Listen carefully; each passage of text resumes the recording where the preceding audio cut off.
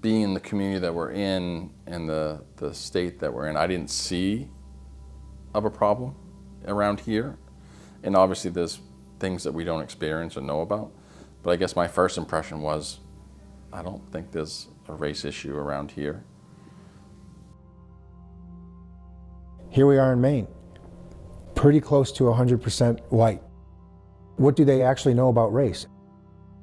I live in my circle, so if you don't take an interest in race, you know, you're never gonna talk about it. It was really the murder of George Floyd, and watching what was going on around the country and the reaction that people were having. And it just felt a lot different than similar situations in the past, and I felt different with it. I think what struck me about the George Floyd murder was sort of the audacity of the officer, the superiority, the entitlement to do what he did in the street with people watching, with other officers watching, without being threatened, without being in a situation where his life was at risk, so calmly. It suggested to me that he felt entitled to do it, that he felt there was going to be no consequences within the system that he works as a police officer, and that if he felt that he worked in that system and the other officers around him allowed that to happen, that to me was urgent, that this system exists and it's around me, and I sort of didn't really give it a lot of credence, didn't really think of it. It just didn't occur to me that way. And it felt like it could happen anywhere.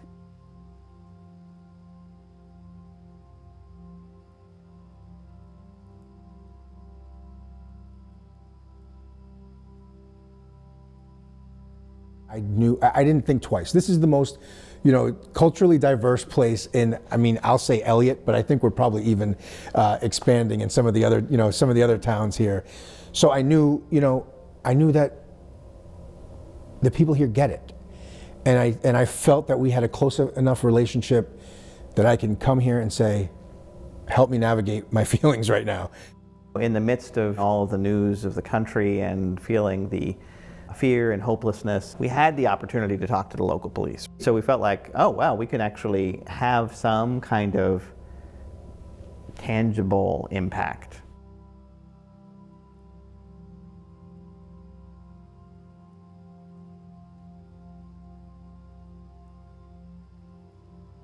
A lot of my spiel is this: we're in this together, we're working together, we need to figure out, you know, you can't make all the racist people poof and disappear. How do we work together? How do we find that common ground? How do we bridge the gap? That's my go-to. So I think that's the biggest thing, is breaking the barriers or breaking the stigmas, the negative stigmas or the stigmas that the media puts in to people's heads.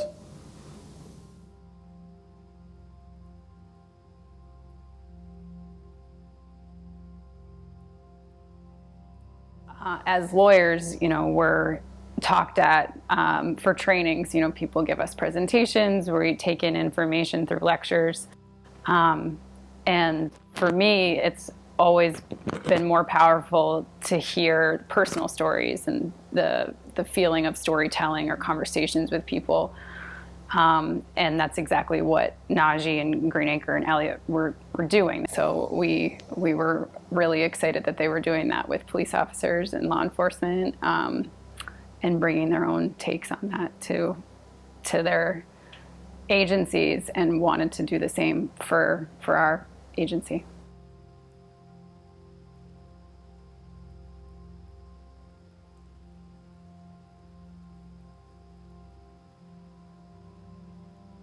Even though we don't have a very racially diverse community, it was still a subject that we felt like really needed to be talked about, especially because of our position, because we have sort of the ability to decide which charges to bring in against people and to decide what to recommend as sentences. You know, ultimately judges decide what sentences impose, but we have a lot of sort of power in recommending a sentence or agreeing to a sentence. And so it just felt like something that we needed to talk about, given, probably overdue, but given everything that was happening in the world, it was difficult at that point to say, you know, this doesn't affect us.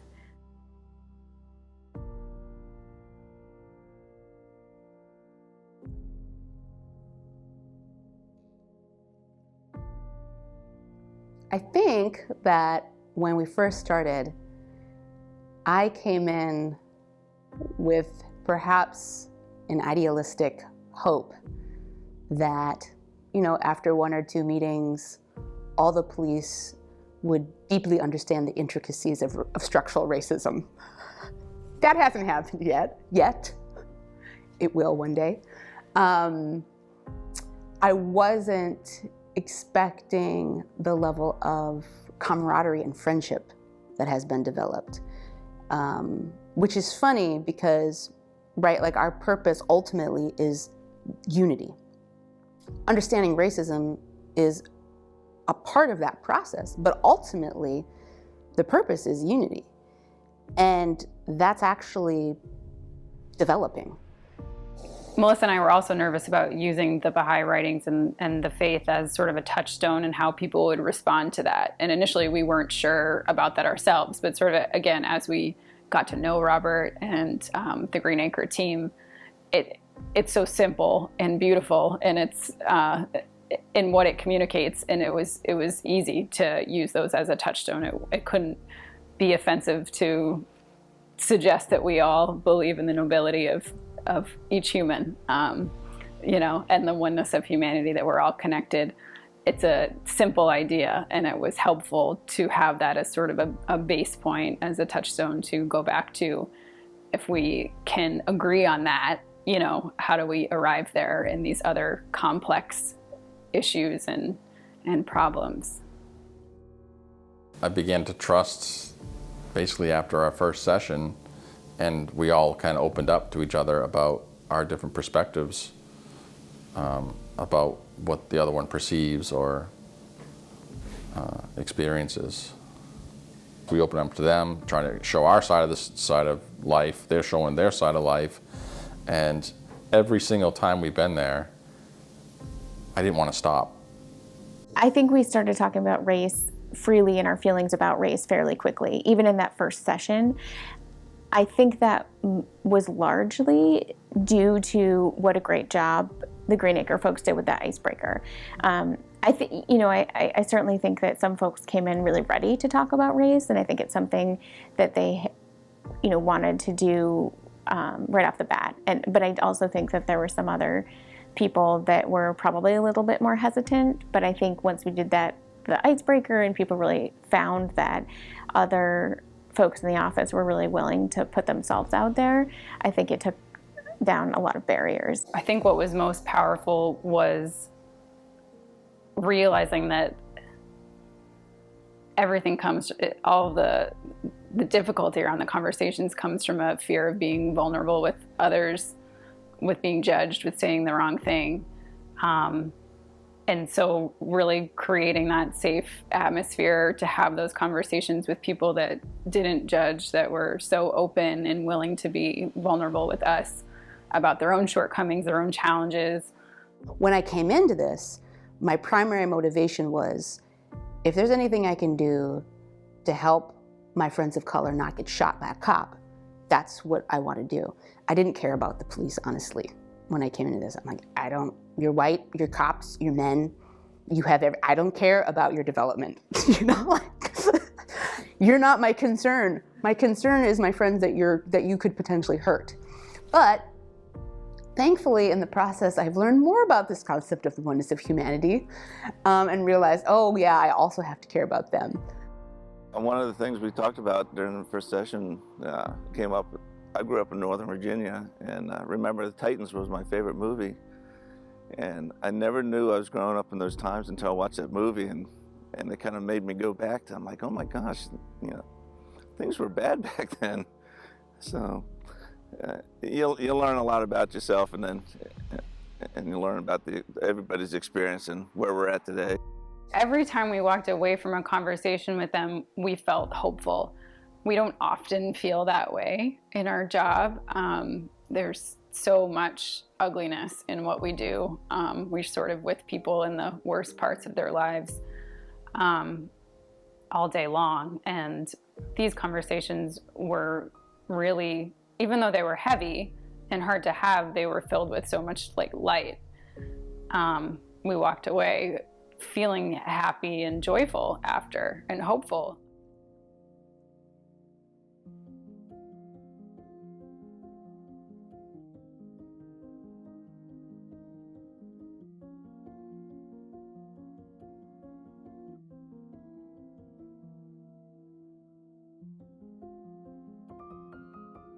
It's for sure been the first situation or experience I've had where I've been able to acknowledge that racism is rooted in the system that I work, that it's truly the foundation of it. Starting there puts me in a different mindset when I'm approaching the community and the people that I work with, acknowledging where people start out as in their lives, depending on whether they are the particular group that these systems marginalize, is hugely impactful for how I think about my cases and how I consider just, again, the nobility of every human, or that every person deserves respect regardless of why they're in front of me. This really gives me a different knowledge base to work with. A different understanding, a different lens at which to look at people's individual situations. I'm not so set in my ways as I was before. I think I try to listen a little bit more. Everybody has their story and where they came from. And a lot of times we're in such a hurry and a rush in the world that we don't take the time to just look around. And so I think I've kind of slowed down and enjoy hearing how people have gotten to where they're at.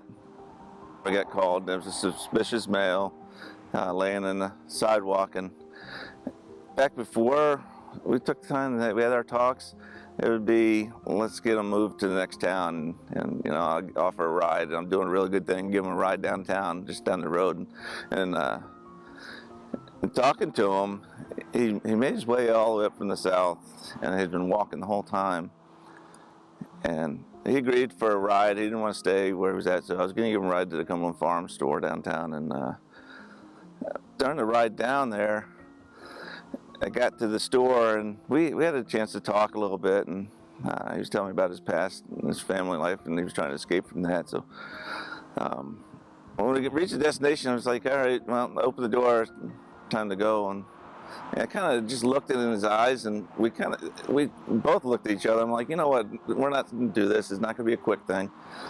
Let me call some resources. So I got a hold of the homeless shelter in Portsmouth, and they're willing to take him in. And it felt good, and it kind of brought, the reason why I got into law enforcement originally was to help people and serve. And this is a great example of how you just go just a little extra mile.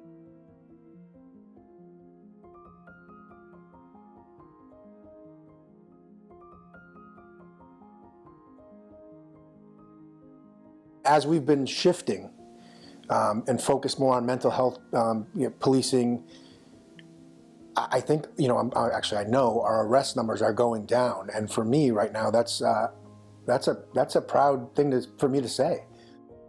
In terms of my work, I certainly am more cognizant of where people are coming from, what opportunities they've had in life, and where we find them now, and why they might be in a situation where they're committing criminal or engaging criminal conduct, whereas maybe a white person wouldn't be, because they didn't have the opportunities they had that the white person had as a child or even as a young adult. It's been ingrained in us, treat everybody the same.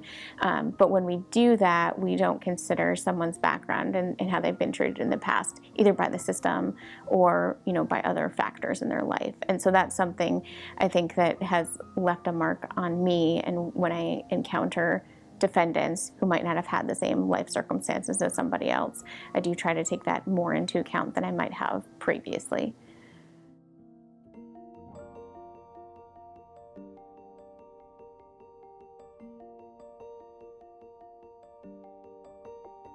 my hope is that we're able to see so many people don't even belong in the criminal justice system, and that we're able to shift those resources to, there's many people that shouldn't be on my desk, and police officers having sort of empathy training and the ability to look at a situation from a different perspective and a lens, maybe sending them off with different resources. And those are, giant big world problems where we have to reallocate resources to different services where people really belong, and not in the criminal justice system. I realize that I have the tendency to be a bit intense. And I want to go in and I want to talk about, talk about the injustice. But through this process, really realizing that to start with spiritual reality, right? That's the foundation. Injustice is not the foundation. Injustice won't last forever, but the oneness of humanity is a principle that underlies everything that we do. So making sure that we're starting at the foundation and working our way up. That's one way that I've started to think about it. Starting with beauty, and starting with truth, and starting with establishing a unity of understanding about reality. What is real? What is real is we are one people. That's what's real. And building off of that beauty and that truth, it bonds us. As a child, I wanted to be a superhero. And I think I wanted to be a superhero because I had these grandiose thoughts of changing the world. And so, what does a hero need to change the world? So it's interesting that when we got shut down, that's what we almost did full time, with other institutions, with other people who could truly enact social change. And the big issue of the day was race. It was the cancer that has metastasized to almost every other social issue. So I'm like, okay, I feel like I got that cape on now, because, what happens in every superhero film? You're immediately challenged with the Herculean effort manifests itself. The enemy becomes more prevalent. You're like, oh, I'm looking across from a police officer who's in the media as supposed to be my enemy.